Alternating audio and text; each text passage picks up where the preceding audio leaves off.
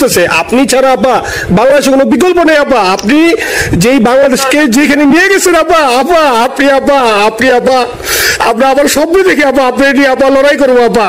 তোমার বুকে জড়াই ধরবেন আপা, এত বলতে পারি আপা। নাইসলি লিখতেছি আপা। আপা কষ্ট লাগে আপা। আপা আপনি যে মিডিয়াদেরকে আপা যে দিয়ে আসছেন আপা, এই মিডিয়াগুলো আপা আমাদের কাজ করে না আপা, কেউ সত্য বলে না আপা। আপনারা কই যাবো আপা?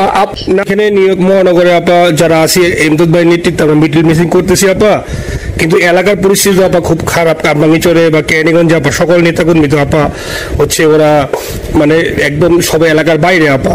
এখন ওদের কিন্তু আপা আমি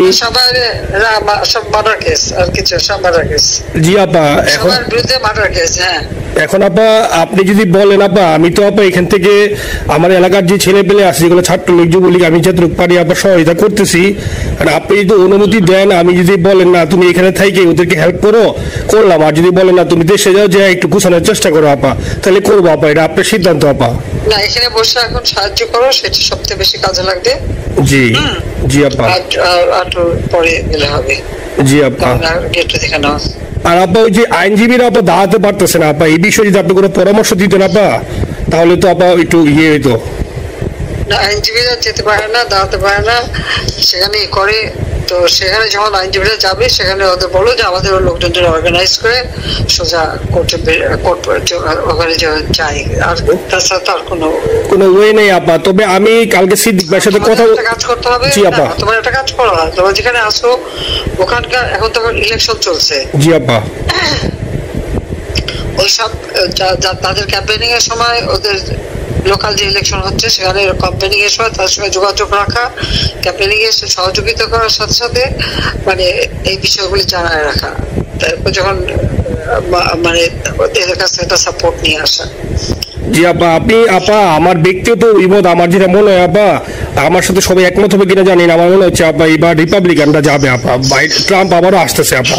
কারণ আমেরিকানরা তো আপা ব্যাপার আছে একটু নারী নেতৃত্বের ব্যাপারে, এখন তো এগুলা বলা যায় না, তুমি নিজেও বুঝেন। ওরা হয়তো আমার মনে হয় ট্রাম্প আবারও আসতেছে আপা। রিপাবলিকানরা আসলে আমাদের জন্য খুবই ভালো হবে আপা। আচ্ছা না সে যে আসুক, আমার মনে হয় যে ওখানে প্রার্থী যে পপুলার জিতবে তার সাথে আমাদের একটা এখন থেকে তাদের ক্যাম্পেইনিং এ থাকলে পরে তাদের সাথে যোগাযোগ হলে পরে ভবিষ্যতে কাজে লাগবে। জি আপা। আর একটা আপা যে আমি সবাইকে বলেও দিচ্ছি যে যার যার এলাকায় যে যেখানে থাকে সেখানে, কারণ ওরাই ভোটারদের আবার গুরুত্ব দেয়। তো আমাদের বাঙালি ভোটাররা তো যায় ভোট দিতে, বিদেশে তো কম যায়। জি আপা। আপা এমনিতে আপা আপনি আপা কিছু মনে করবেন না, আমি পরে মাঝখানে শুনছিলাম আপনার গাজিয়াবাদ থেকে আপা দিল্লিতে ট্রান্সফার করছে আপা, আপনি নিজের দিকে আপা খেয়াল রাখবেন আপা।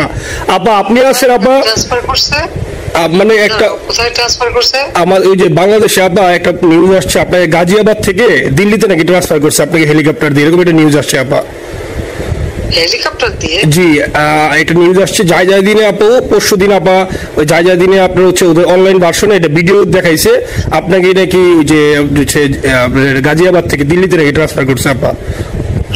ভিডিও দেখাইছে, এটা কোন দেশের হেলিকপ্টার সেটা না এটা না আপা, এটা ভিজুয়াল একটা হেলিকপ্টার দেখাইছে আন্তাজে, কিন্তু এটা নিউজ দিছে আপা। আপনি চাইলে আমি আপনাকে ভিডিওটা পাঠিয়ে দেবো আপা হোয়াটসঅ্যাপে।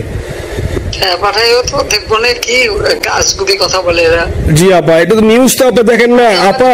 খুব কাছে আছে আপা। আপা কষ্ট লাগে আপা। আপা আপনি যে মিডিয়াদেরকে আপা যে দিয়ে আসছেন আপা, এই মিডিয়াগুলো আপা আমাদের কাজ করে না আপা, কেউ সত্য বলে না আপা। আপনারা কই যাবো আপা? আপনি আছেন আপা, আল্লাহ আপনার বাঁচায় রাখুক আপা। আপনি যাতে আসেন আপা, আমরা আছি আপা, আমরা আসি আপা আপনার জন্য আপা।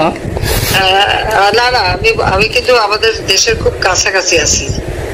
জি আপা খুব সুন্দর শান্তি লাগলো আপা। অত দূরে নাই, আমি খুব কাছাকাছি আছি।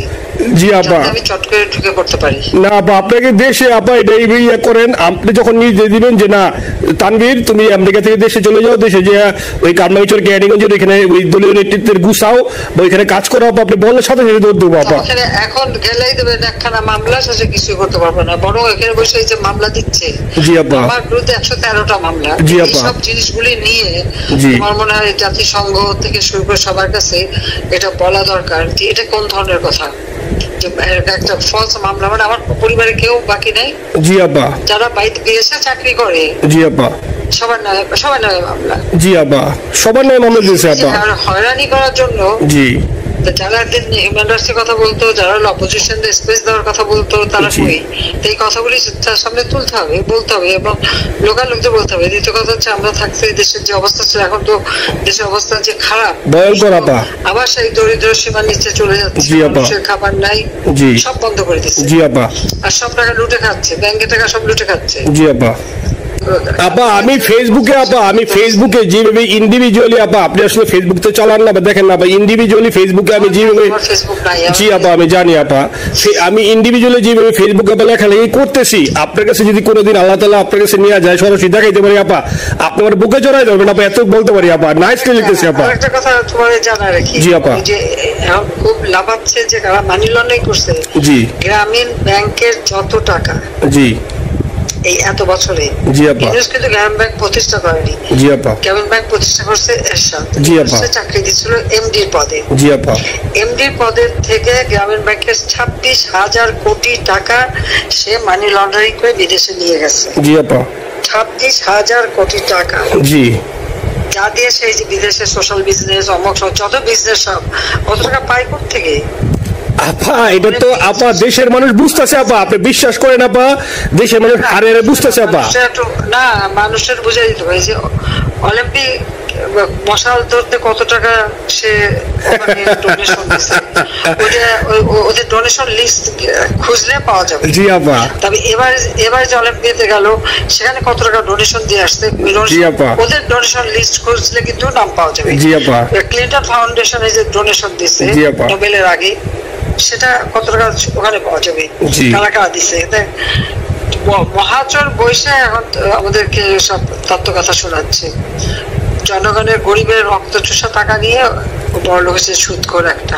আপা আপনি বিশ্বাস করেন আপা, বাংলাদেশের মানুষ ধীরে ধীরে আপা বুঝতেছে, অনেকে আপা ওই সময় আবেগে গেছে আন্দোলনে, ওরা এখন আসলে কি ওরা সরাসরি বলতে পারতেছে না যে ওরা কষ্ট পাচ্ছে, কারণ ওরা তো তাহলে যে ওরা যে আন্দোলনে গেছে, তখন আমরা চাপ দিয়ে ধরবো যে কেন গেছিলি, এখন স্বীকার করতে পারতেছে না আপা। তবে মানুষ আপা খুব কষ্টে আছে, বিশ্বাস করেন মানুষ আস্তে আস্তে আপা ভুল বুঝতেছে। আপনি ছাড়া আপা বাংলাদেশে কোনো বিকল্প নেই আপা, আপনি যেই বাংলাদেশকে যেখানে নিয়ে গেছেন আপা, আপনি আমরা আবার স্বপ্ন দেখি আপা, আপনি নিয়ে আপা লড়াই করবো আপা। যথেষ্ট করছি বাংলাদেশের জন্য, দিন নাই রাত নাই, খাওয়া নাই নাওয়া নাই, দিন রাত।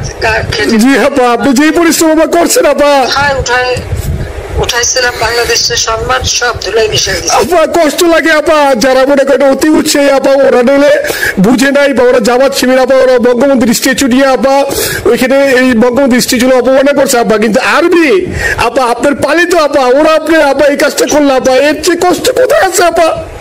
এই কষ্ট কিভাবে বুঝাবো আপা? এইসব করে বুঝবে।